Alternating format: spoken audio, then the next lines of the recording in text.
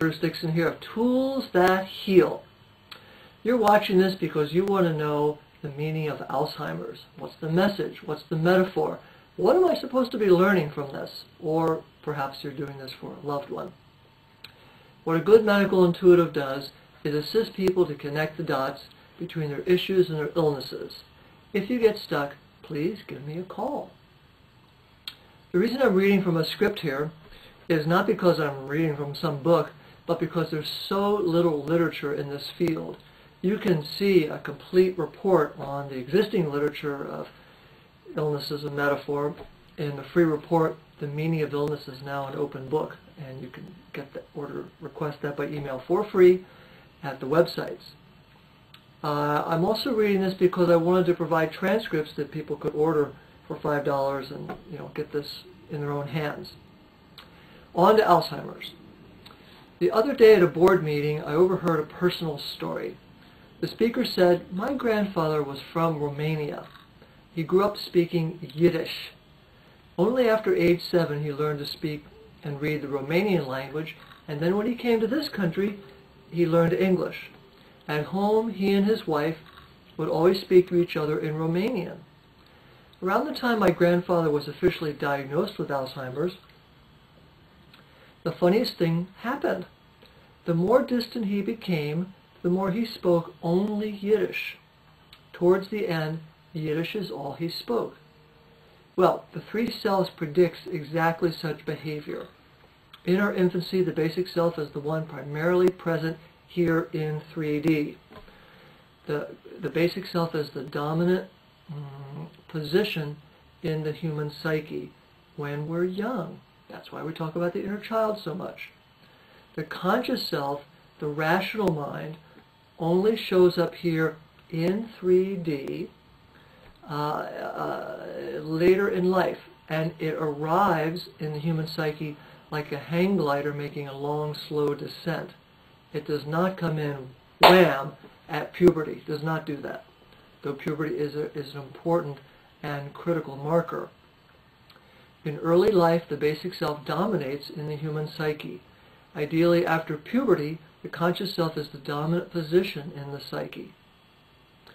What was learned when the basic self was the dominant entity in the psyche, such as the first language, early childhood relationships, all sorts of stuff like that, is covered over when the conscious self comes into its own in the human being. It's not so much covered only as it's like put in the back seat. And what's in the front seat now is the rational mind and what it's learning.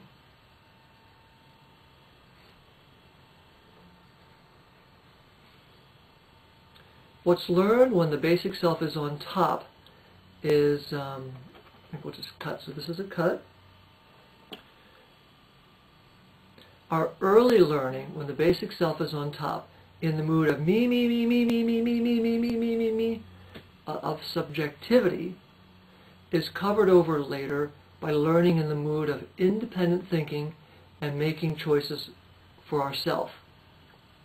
The more we choose independent thinking as we mature, the more we lose access to the things learned in the mood of imitation and taking on authority, which is how the basic self learns in its younger years. If there was no changeover of the dominant position in the psyche as we grow up, adults would have clear recall of events all the way back to birth. But then there would be no change from imitative thinking to independent thinking either, and we would all be stuck in me, me, me, me, me, me, me. It's all about me. It's the evolving nature of our point of view in three selves terms that distances us as adults from early childhood memories.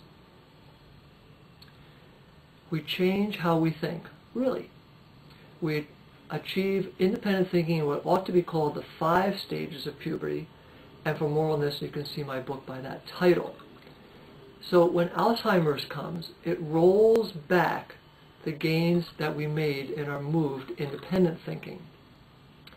What happens in the body with Alzheimer's?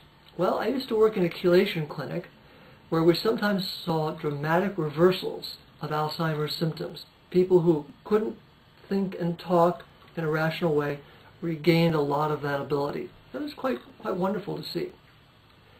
What happens is, for various reasons, the capillaries in the brain accept calcium deposits, plaque, they calcify, and less blood can get to the brain. That part is well known in science and can be documented by even just heat imaging. That's the cheapest way to do it. Now we have to shift to the three cells to understand the significance of less blood to the brain. When less blood can get to the brain, the conscious self can no longer get into the physical body. The conscious self is effectively shut out of the physical body. So what happens? The only person left home in the psyche is the basic self, the inner child. So it has to take over. No one else is there. It's like home alone. The person enters a literal second childhood. When this happens, the learning that was acquired at infancy is easily accessed by the basic self, who is now in charge again. This is partly what Rudolf Steiner was talking about in his well-known study of Nietzsche in his final years, because Nietzsche went into Alzheimer's also. One other thing I want to mention here is that NLP folks suggest that major and long-standing regret is a causative factor in Alzheimer's, and I think that's really accurate. My mother had Alzheimer's, and I can see the truth of that. So that's the end of this video. If you get stuck, give me a call. Do check out Tools That Heal and healingcoach.org, and I'll see you in the next video.